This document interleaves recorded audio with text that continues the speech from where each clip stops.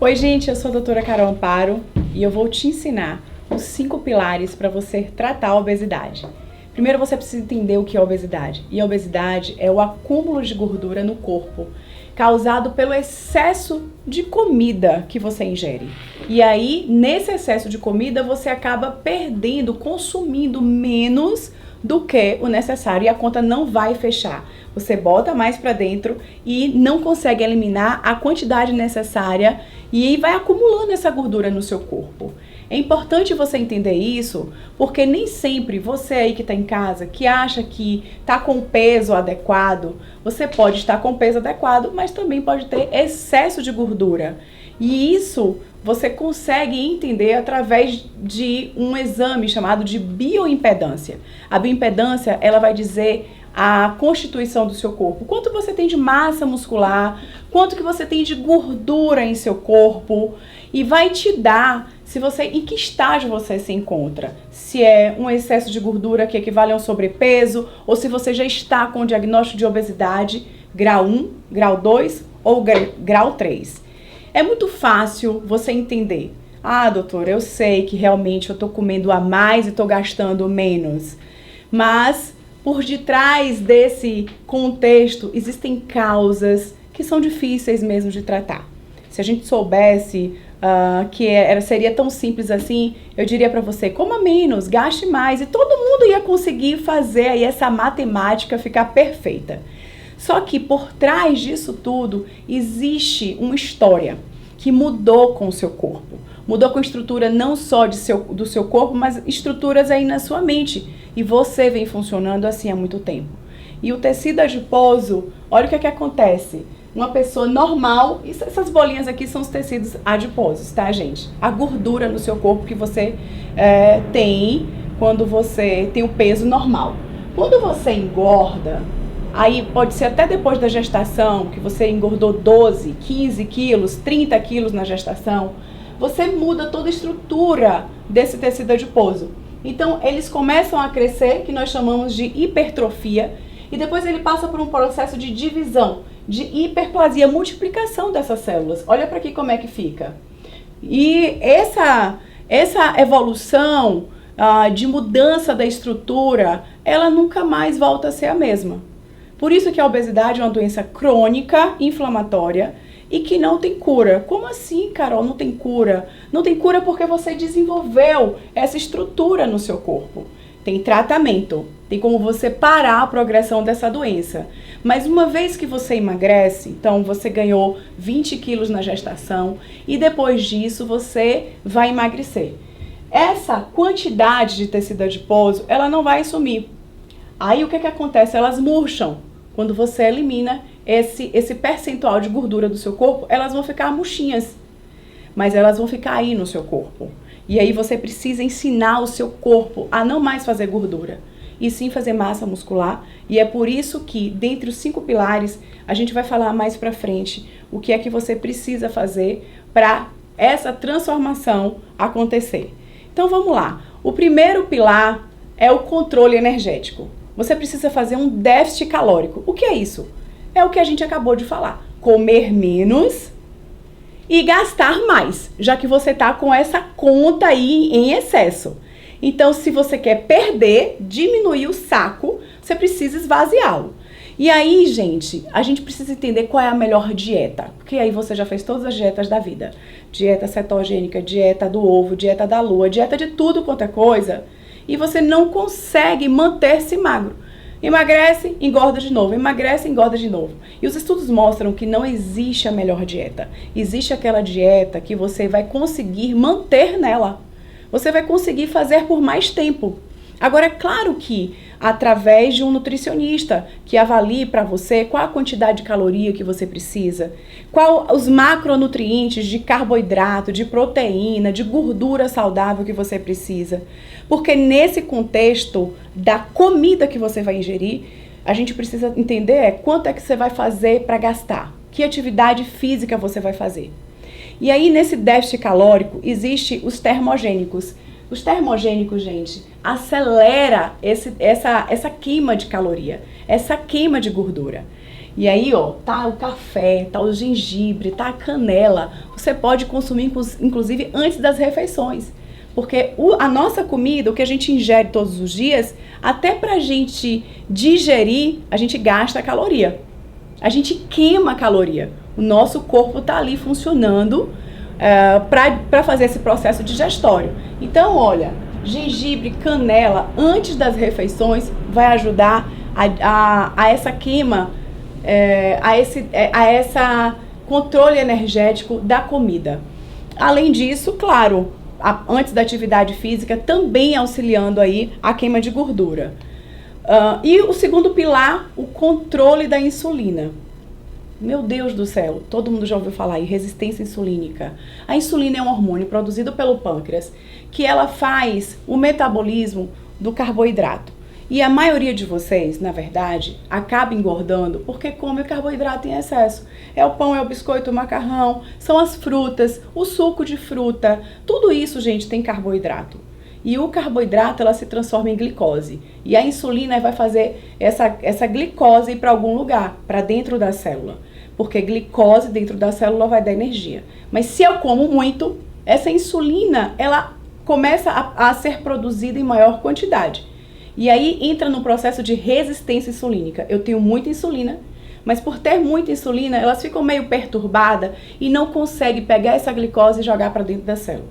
E aí o organismo precisa acumular essa glicose de alguma forma. Leva para o fígado, faz o processo de gliconeogênese e também leva para o tecido adiposo e faz aí o triacilglicerol. Pega o triglicérides, junta com o ácido graxo e forma o tecido adiposo subcutâneo e também visceral, em volta das suas vísceras, do seu fígado aí. Você pode estar comendo tão errado que essa insulina vai fazer esse depósito de gordura aí em volta dos seus órgãos. E aí, por isso que você vai no médico, faz uma ultrassom de abdômen, tá lá, esteatose hepática, gordura no fígado. Tem que ir para algum lugar. Não dá para ficar solta por aí, não. A gente tem que estocar ela de alguma forma. E aí você precisa controlar essa insulina. O que é que a gente pode fazer para controlar a insulina? A metformina, gente, é um ótimo regulador dessa insulina a nível de fígado, porque ela melhora muito a resistência insulínica a nível hepático. E a metformina é um fitoterápico. E aí, essa metformina utilizada após as refeições, claro que orientada por um médico, pode estar utilizando sim. O jejum intermitente é uma maravilhosa estratégia para você fazer, para derrubar essa insulina, porque se eu não como, eu paro aquele momento, né, de comer, a minha insulina não vai precisar ser produzida. E aí o jejum intermitente é realmente uma ótima estratégia para reduzir essa insulina, porque quando eu reduzo a insulina, é que tudo começa a acontecer. Se a insulina alta faz a gordura, a insulina baixa quebra essa gordura. Jejum intermitente, então, vai fazer essa insulina despencar. Agora, o que você vai comer depois do jejum intermitente também é muito importante. Por isso que volta lá na dieta, precisa controlar esses macronutrientes e controlar o consumo do carboidrato. Não é tirar não, tá bom, gente? Então vamos lá, controle de inflamação é o terceiro pilar. As pessoas estão engordando porque elas estão inflamadas. E tudo começa aí através do nosso intestino. E os alimentos inflamatórios que mais têm adoecido as pessoas são leite, glúten e açúcar. Minha gente, esses alimentos o teu corpo não está preparado para digeri-los. E o nosso organismo entra em uma guerra para tentar dar conta do excesso de leite que você consome, do excesso de glúten que está na farinha de trigo, no biscoito, no bolo, no pão e do excesso de açúcar que você faz. No nosso intestino nós temos muitas bactérias, trilhões de bactérias, que é o nosso primeiro sistema de defesa. E elas fazem todo o processo de digestão, produzem hormônios, produzem enzimas, produzem várias substâncias. Agora imagine, se essas comidas que você está ingerindo aí destrói essa microbiota intestinal, que é o primeiro mecanismo de defesa, o que é que vai acontecer com sua vida? Começa então a ser ativado o sistema imunológico. E o processo inflamatório acontece porque o meu sistema imunológico olha para essa quantidade de comida ruim e diz o que é que eu vou fazer agora?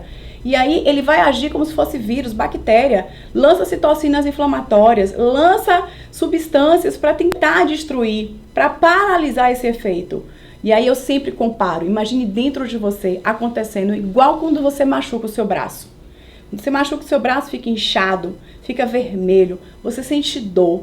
É esse processo inflamatório que está acontecendo dentro de você. E a nível sistêmico, por quê? Porque o nosso intestino é o nosso órgão, é um órgão muito irrigado do nosso corpo. E isso cai na corrente sanguínea e fica circulando por todo o teu corpo. E as pessoas muitas vezes estão inchadas. Você já percebeu? Quantas pessoas chegam no meu consultório e falam, doutor, eu sei que eu tô acima do peso, eu sei que eu tô com obesidade, mas eu me sinto inchada. Eu pego na minha perna, no meu corpo, eu tô inchada, minha barriga tá desse tamanho, distendida. Eu sinto dores no meu corpo. É o processo inflamatório. E você vai ter um ótimo resultado no emagrecimento se além do déficit calórico, de consumir menos caloria, se além da resistência insulínica que você vai resolver, você controlar esse processo inflamatório que está acontecendo no seu corpo, retirando esses alimentos. Tá bom? O quarto pilar, controle de hormônios. E aí, muitas meninas aí usando anticoncepcional estão engordando. Por quê? Porque bagunça esse sistema hormonal que tem função em vários processos do nosso corpo. Hormônio não é só para dar desejo sexual, não. Hormônio não é só para engravidar o indivíduo, não. Hormônio, ele tem a função de sinalizar todo o funcionamento do nosso corpo, da cabeça aos pés.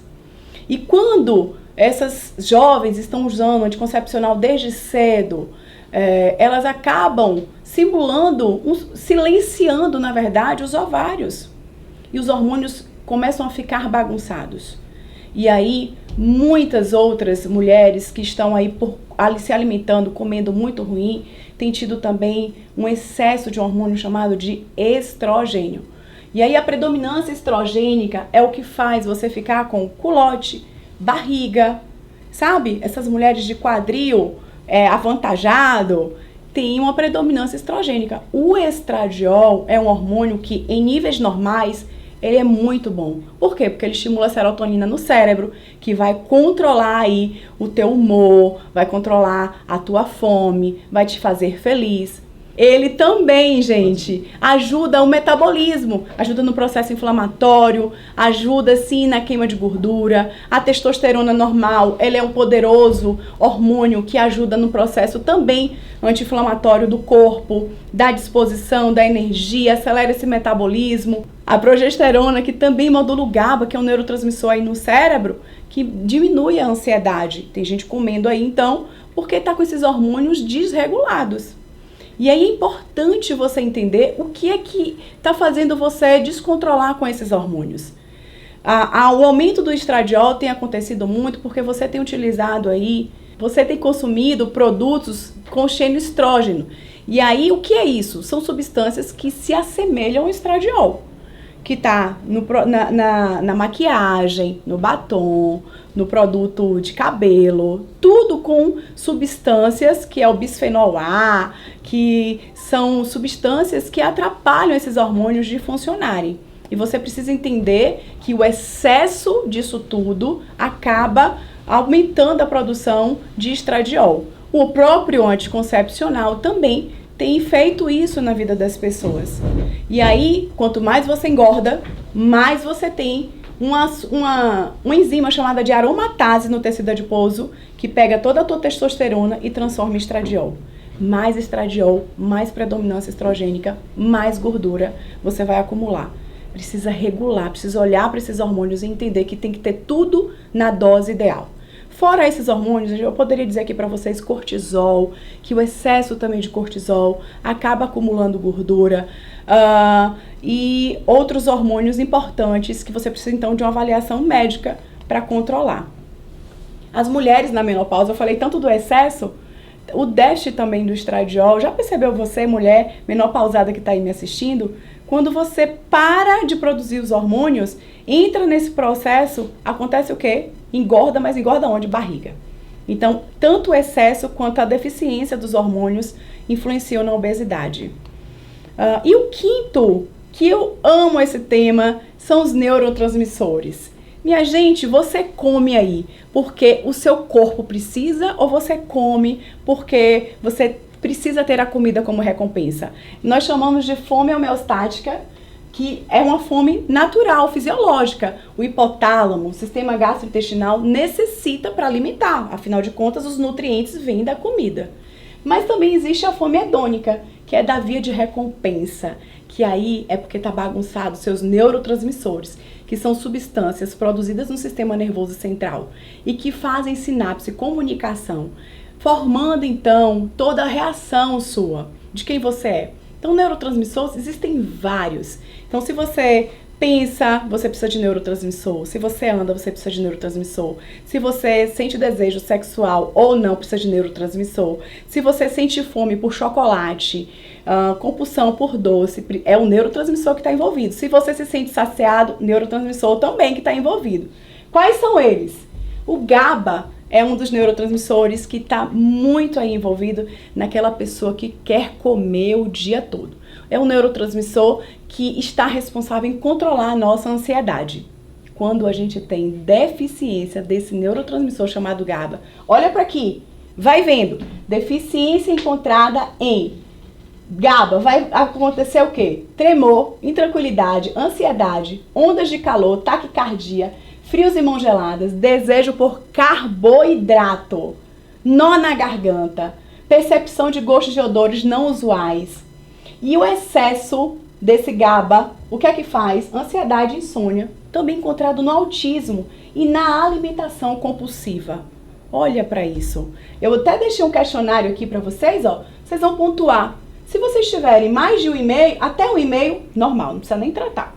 Mais de 1,5 a 2, avaliar o tratamento. A maior que 2 tem que tratar. Não é legal isso? E aí vem um neurotransmissor chamado de serotonina, que todo mundo aí já ouviu falar, né? 90% produzido aí no intestino. E a gente precisa estar com esse intestino em dias, porque imagine, 90% produzido no intestino e 10% no sistema nervoso central. Como é que o intestino não é importante?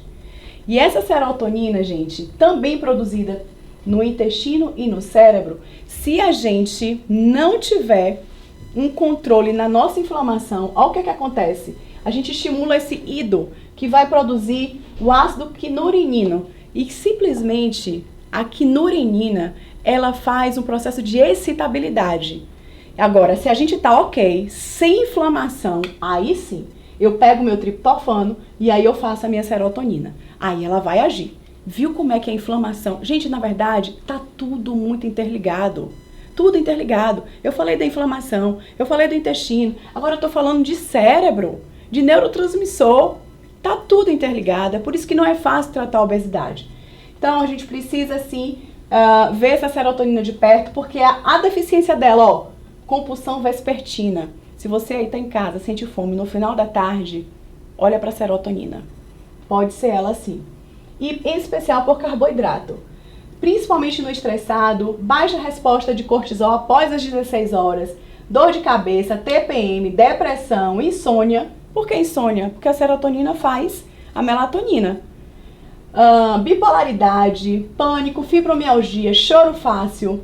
E aí você pode simplesmente, ó, fazer aquele questionário e veja se você tem deficiência de serotonina. Vamos para a dopamina? A dopamina também é outro neurotransmissor que está relacionado ao prazer, ao desejo sexual, ao bem-estar, ao bom humor, de prazer pela vida. E aí, quando a gente tem deficiência dessa dopamina, olha só o indivíduo como é que fica. Pensamentos repetitivos, instabilidade de humor, tristeza, compulsão alimentar, vontade de carboidratos, e esse aí é logo pela manhã, quando acorda, preferencialmente vespertino, à tarde também, mas ele já, na verdade, quem tem deficiência de dopamina já começa desde a manhã. E com vontade de doce também. É aquele que é surtado pelo chocolate. Alteração do sono, também insônia, sono não reparador, mudança de personalidade, crise de mania, hipomania, tendência suicida, taquicardia, dentre outros. E aí, minha gente, a gente precisa olhar para esse neurotransmissor. Olha o que ele faz também, ó. Vontade de ficar na cama. Baixa libido, desânimo, falha na memória, esquece algo que alguém acabou de pedir. Reatividade, agressividade e falta de prazer pela vida. Esse aí é você, olha para a dopamina. Então, faz o questionário, veja se você precisa tratar e não tem jeito, vai ter que ser tratado mesmo. E aí, tem outros neurotransmissores que a gente poderia ficar aqui falando, muitos deles, mas eu queria que você entendesse que a obesidade, ela é muito ampla para o tratamento, por isso que aí você muitas vezes tenta se tratar, né, fazer da sua forma e não consegue, se sente aí desanimado, fracassado. Fica tranquilo, procure um profissional, porque realmente é muito difícil tratar tudo isso, porque precisa de uma visão de um médico que entenda sobre a obesidade.